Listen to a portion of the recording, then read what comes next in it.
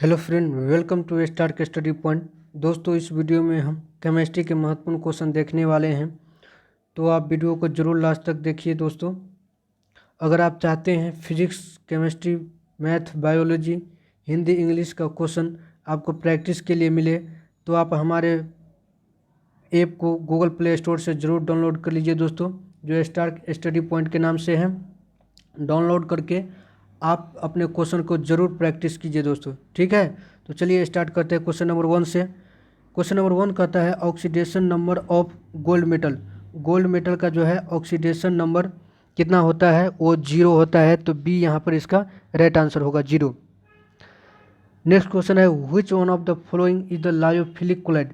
Lyophilic colloid का मतलब होता है लिक्विड लवर, यानी जिसको द्रव से लगाव हो, वो लायोफिलिक कोलाइड होता है दोस्तों। तो बी जो गम जो है वो लायोफिलिक कोलाइड है, इसका एक एग्जाम्पल है, तो बी यहाँ पे इसका राइट आंसर होगा गम। तीसरा क्वेश्चन है which one of the following is the strongest oxidising agent. यहाँ पे देखिए दोस्तों, ऑप्शन में दिया है फ्लोरीन, क्लोरीन, ब्रोमीन, आयोडीन। आपको बता दूं दोस्तों, फ्लोरीन जो है पूरे पीरियोडिक टेबल में सबसे स्ट्रॉन्गेस्ट ऑक्सीडाइज एजेंट है, तो ए यहाँ पर फ्लोरीन इसका राइट आंसर हो जाएगा, फ्लोरीन ए। चौथा क्वेश्चन है which one of the following compound है टेट्राहेड्रल ज्योमेट्री। निम्नलिखित में से कौन से कंपाउंड के पास टेट्राहेड्रल ज्योमेट्री है, इसका राइट आंसर होगा डी, निकेल टेट्राक्लोराइड, तो डी इसका राइट आंसर हो जाएगा दोस्तों। पांचवा क्वेश्चन है T1/2 for the first order reaction. T1/2 का मतलब होता है हाफ लाइफ।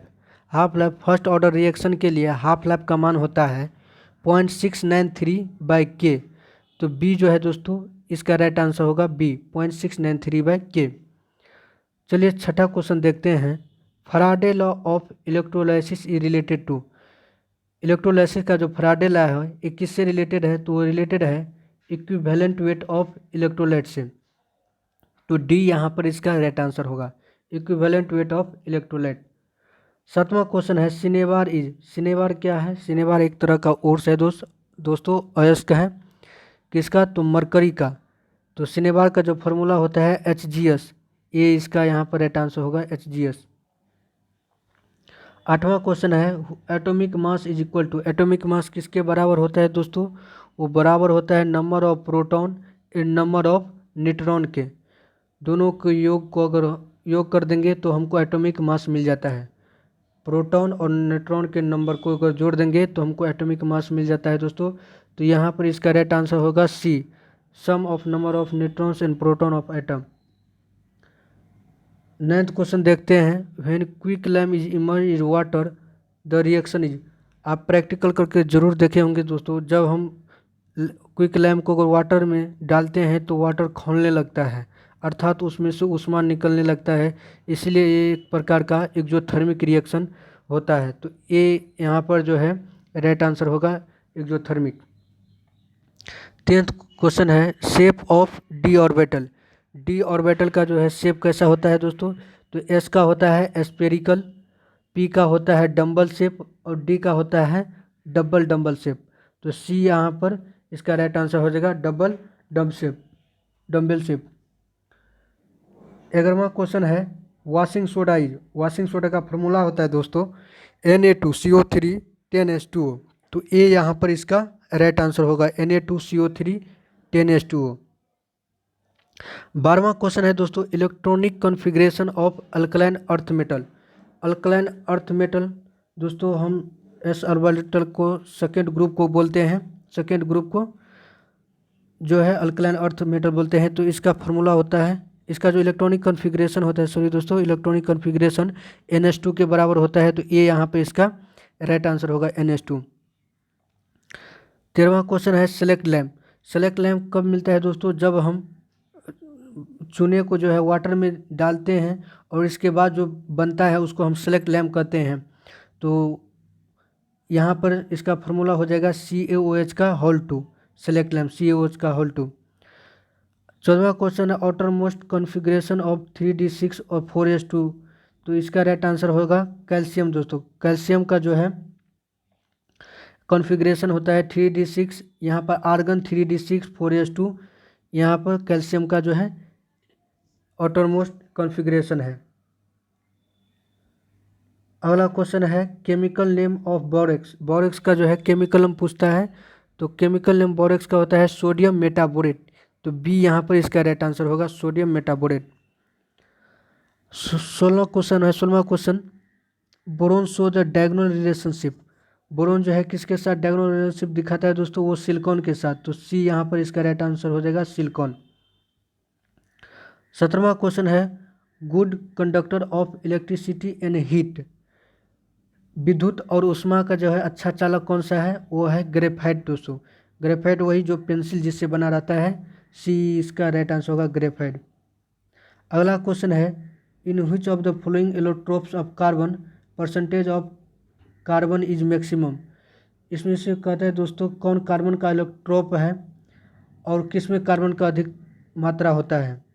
तो ग्रेफाइट भी यहाँ पर इसका राइट आंसर हो जाएगा दोस्तों, ग्रेफाइट इसका राइट आंसर हो जाएगा सी। 19वां क्वेश्चन है the hybridisation of carbon in diamond. Diamond में दोस्तों कार्बन जो है अपने चारों संयोजकता जो है अलग अलग 4 कार्बन से जुड़ा रहता है, इसलिए इसका पूरा वैलेंस यूज हो जाता है। तो इसलिए इसका जो है हाइब्रिडाइजेशन जो है sp3 होता है। तो ये यहाँ पर इसका राइट आंसर हो जाएगा sp3। 20वां क्वेश्चन है organic compound must contain an element.